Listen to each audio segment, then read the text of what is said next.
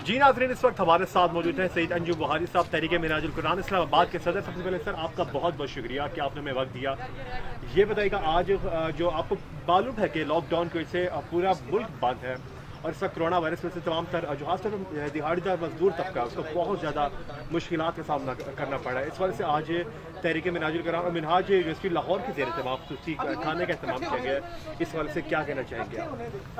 औज़ुबिल्लाहि मिनश्शैतानिर्रजीम, बिस्मिल्लाहिर्रहमानिर्रहीम। बहुत शुक्रिया सर, आपने यहाँ पे ऑनर लिया मुझे।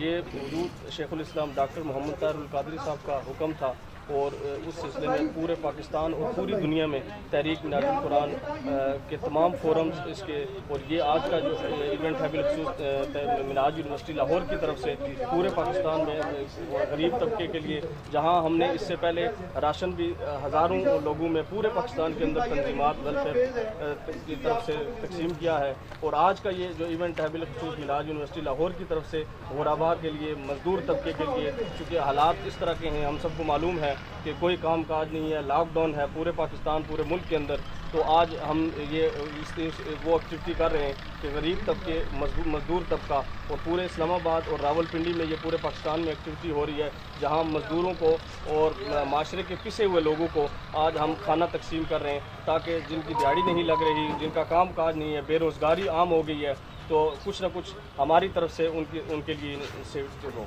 बहुत बहुत शुक्रिया।